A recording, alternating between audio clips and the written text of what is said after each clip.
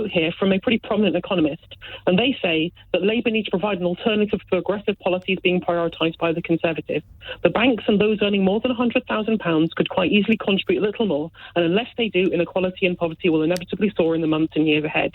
Do you agree with that statement?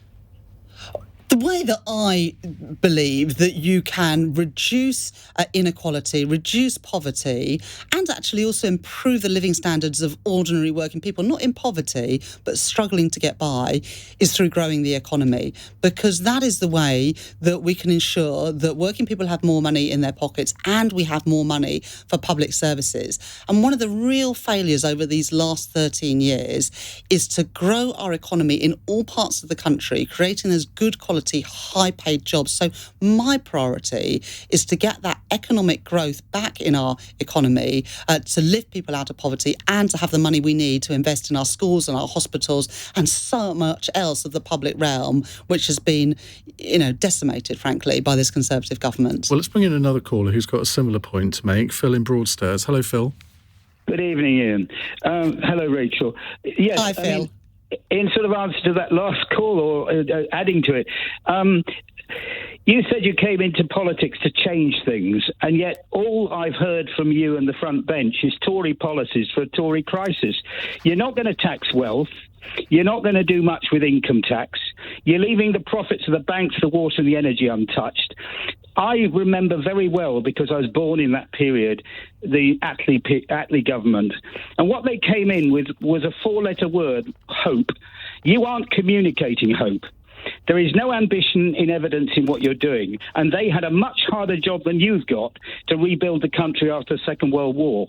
COVID is bad. 2008 was terrible. But austerity has to be stopped. And you seem to be wanting to carry on worshipping the Treasury, because you are an ex-banker, Bank of England banker, and you don't seem to be in making any kind of ambition clear to me as a voter, or the public as voters, whether you're prepared to rise to these challenges, which are far worse than what we had in World War II.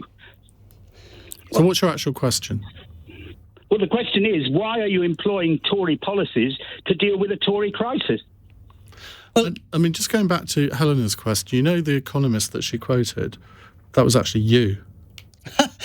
Well, look, I mean, I want to reduce poverty and inequality. I didn't go into politics, but how do you do that? What are the practical things that we can do? Well, your suggestion in that quote was to tax the banks more and those earning more than £100,000 more, but you've gone back on that. Well, look, the way that I think that we can lift people out of poverty and reduce inequality, as I say, is to get the economy growing, and that has been the missing ingredient these last 13 years. Now, Phil sort of says, I'm an ex-banker. Yes, I am an ex-Bank of England economist, and the one thing I learned more than anything at the Bank of England is your sums have always got to add up.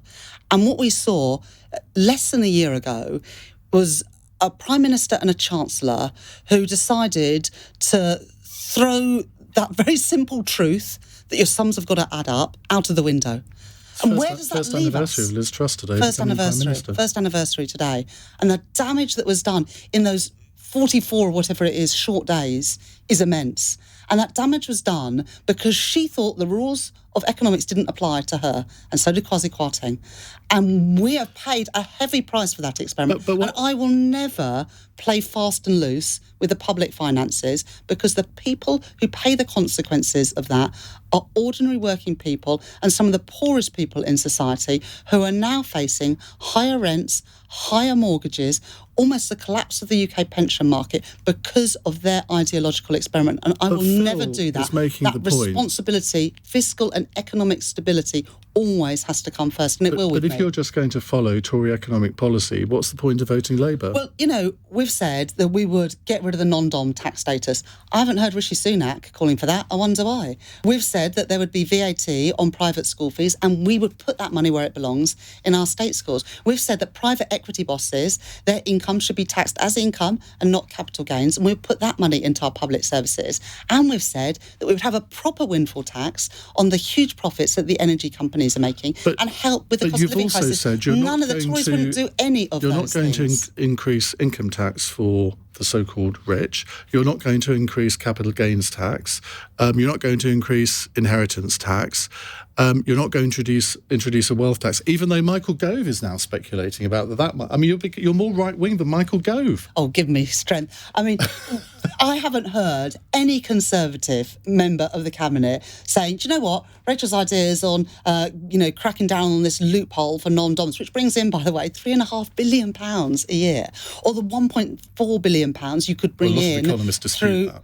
Well, look, the number on the non-doms comes from analysis of HMRC data from the LSE and Warwick But they might well University. just leave the country, so you might not have any of that money at all. This takes into account people's behavioural changes, Ian. The Institute for Fiscal Studies have backed up Labour's numbers on how much you would bring in from putting VAT on private school fees. And you could bring in billions of pounds by closing the loopholes, which mean that the big energy companies can get out of paying the so-called windfall tax that the government have introduced. So, I'm just not buying this idea. What's happened to we the have Rachel Reeves? I'm sorry, let me just say this. I'm not buying this idea that our policies are somehow the same as the Conservatives. They're just not. But what I will not apologise for is making sure that our numbers add up, because unless you can do that, it will be ordinary people and the public services that we rely on that will pay the price for it. So the Rachel Reeves who said that quote, the banks and those earning more than 100,000 could quite easily contribute a little bit more.